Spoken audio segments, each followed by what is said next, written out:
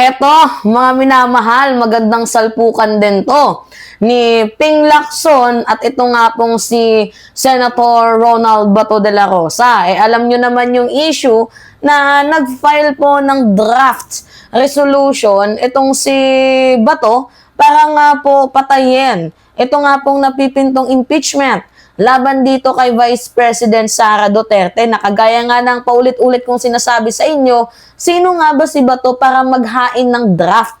Isa po siyang huwes, isa po siyang hurado, judges. Dapat sana ang kanyang opinion is pantay. Ang opinion niya ay neutral at hindi po umaalalay sa taong nasasakdal. Kaya nga dapat ang pwedeng gawin dito, alisin na lang itong si Bato de la Rosa na maging hurado, maging judges nito nga pong napipintong impeachment ni VP Sara Duterte. Kasi in all way, mga minamahal, nakikita naman natin na meron pong bias itong si Bato de la Rosa. Alright, nagsalita ngayon itong si Panfilo Lacson. So, pakinggan natin. Actually, maganda yung linyang binitawan niya dito, mga minamahal, oh. Panoodin natin. Kasi napaka-improper for a judge, maski sa court of law, no? Ordinary court. Huwis ka, parang ikaw pa yun nagmo-motion to dismiss. Parang hindi tama, ano? Of course, quasi-judicial naman itong impeachment court, ano? Kalahati nito politiko, kalahati judge. Kaya kalahati korte. So, hindi mo rin naman talaga, at least parang may konting extension ka ng understanding sa kinatatayuan ng mga senador. Hindi naman talaga sila yung out and out na mga huwes. Pero tama pa rin si dating Commissioner Christian Monson na dapat mag-refrain. Kung meron ka mang salurobin, sarilinin mo na lang kasi uupo ka ng huwes. Hindi, ingat ako na pag tinatanong ako anong iyong pananaw. Siyempre, tingnan mo na natin ebidensya. Kasi after all, pagka merong impeachment complaint, tapos ito'y tumawid na papunta sa Senado na, dapat maingat kami yung pagiging impartial. Dapat yun na nangingibabaw. Kasi hindi pa namin nakikita yung ebidensya. Bakit yung mag-uhusga na kagad? At saka ang best way forward dito is para magkaroon ng closure. Kasi even, halimbawa, kitang-kita na natin na yung 9 to acquit is easy, no? Yung easy na numero. Huwag na tayo kumibo kasi doon din naman papunta sa acquittal. Pero mas maganda na yung sa mata ng ating mga kababayan at sa Senado na rin, sa buong Kongreso. Nakita yung ebidensya at nag-rule yung mga senator judges na ito yung amin, kulang yung ebidensya. So, mag-acquit kami. Siyam naman yung kailangan to acquit. Senator Ping, so... Okay, alright. Nagigets ninyo, mga minamahal, na ibig sabihin, kung ikaw ay isang huwes, ikaw ay hurado ng naturang impeachment na ito, dapat ikaw ay nananatiling neutral. Diba kasi alam naman natin na meron na nga talaga silang numero. Hindi na natin pwedeng itanggihan. They have a numbers and I know na maa-acquit itong si Vice President Sara Duterte diyan kasi meron na nga daw po silang numbers. Ngayon, ano pa yung kinukuda ninyo? Kasi papunta din naman tayo dyan sa impeachment na yan. Ang problema dito, dahil papunta na nga tayo, ang gusto na nilang mangyari, huwag nang ituloy. For what reason? Diba? For what reason na hindi itutuloy?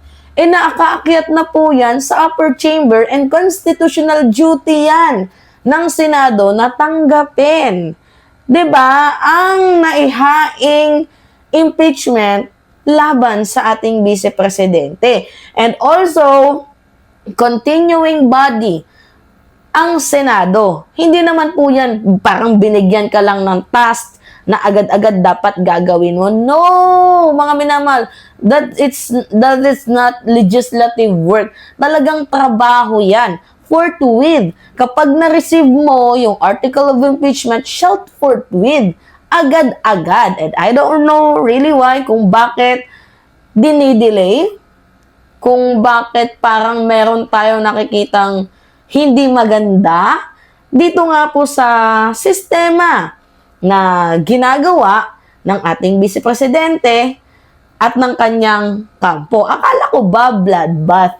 'Di ba? Alam nyo sa ginagawa ninyo, sinisira talaga ninyo yung reputation ng Senado. Sinisira nyo yung reputation ng Senate sa madaling sabi. Kasi kawawa naman yung taong bayan dito at the end of the day.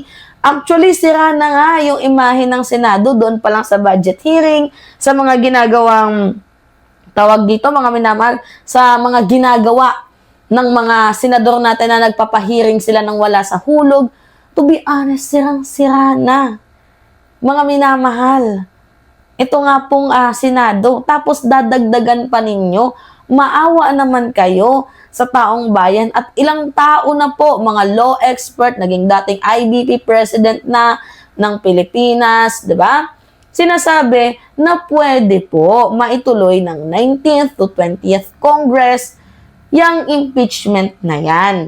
Diba? Hindi ko lang magets. Ano kaya yung gustong i-point out ng mga DDS na to? Ayaw lang talaga nilang matuloy kasi ayaw nilang ma-reveal yung mga anomalya. Yan po, sa madaling sabi, mga minamahal. Nagigets ninyo?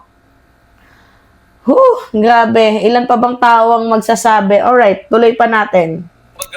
What we are trying to say here is, anuman ang mangyari, kailangang formal na masagawa pa rin ang impeachment trial. Whether ma-acquit or ma-convict si Vice President Sara Duterte, importante pa rin na ma-execute ang impeachment trial dahil kung hindi ay may malalabag ang ating mga senador, kapwa sila magkakaroon ng issue ng abuse of discretion kung hindi nila maisasagawang impeachment trial dito sa Yan na nga yung hindi nila magets. Kaya nga sabi ko, okay, although they have a number, kailangan nilang i-continue yung impeachment na yan. Ma-acquit man yan or hindi, 'di ba? Kailangang ituloy kasi that is a constitutional duty. Nagigets ninyo, mga minamahal? Oh, another one. in Congress na ito. Hindi naman masasabing abuse of discretion. Aha. Dahil pag sinabi nating grave abuse of discretion, yung Korte Suprema yung gumagamit yan eh. Pag nagre-reverse sila ng ruling ng lower court. Or pwede rin i-apply yan doon sa isang co-equal branch like the Senate. Natatandaan ko, di ba? Nagkaroon din ng ganyang usapin na ni-reverse ng Korte Suprema. Pero hindi tungkol sa decision ng impeachment court, kundi ibang issue, parang more administrative than yung pagiging korte. Kasi ang decision ng impeachment court, hindi ito pwedeng i-appeal, hindi ito pwedeng i-review ng maski anong body, much less or even the Supreme Court.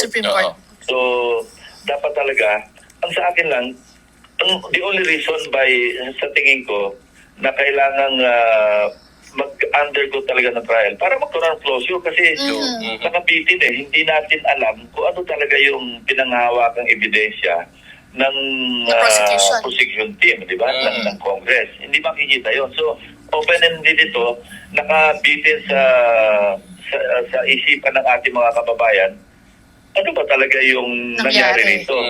Na natistis na hindi lalang bakit na ano ba yung mga ebidensya ang sinasabi nilang meron. At maliwanag sa taong bayan na kulang yung ebidensya kaya na-acquit. Diba? Malinaw naman. Diba? Sinabi ni Ping Lacson na ang mga judge dapat hindi po sila uma-agree sa mga katulad ng draft resolution, hindi po sila uma-appeal sa mga taong nasasakdal, bagkus nga sila ay hurado. At meron pong malalabag sa konstitusyon kapag hindi tunuloy ang impeachment. Whether convicted man yan or not, dapat ituloy ang impeachment. Alright, mga minamahal, yun po. Yes! Uy, magte-10 minutes na tayo, no? So, pahingi lang po kung mga minamahal ng comments ninyo. Comments, likes, and share. And also, mga minamahal, don't forget na i-click nyo yung subscribe. And palambing naman ako, hit nyo palagi yung notification bell. Tapos mag-comment na din kayo. Alam nyo, malaking tulong na yan sa ating mga sa katulad kong munting content creator na nilalike niyo yung video natin at sinishare ninyo para more awareness, para nalalaman ng taong bayan yung totoong katotohanan without any biases. And this is my pure and own political perception and views dito nga po sa aking nakikita, base nga po sa nangyayaring politika sa bansang Pilipinas. Gets ninyo mga minamahal? So yun lamang po, ako po ay magpapaalam na. Anyway, it's me again, Alicia Nyo. Nagbabalik ulit ako sa ating panibagong video.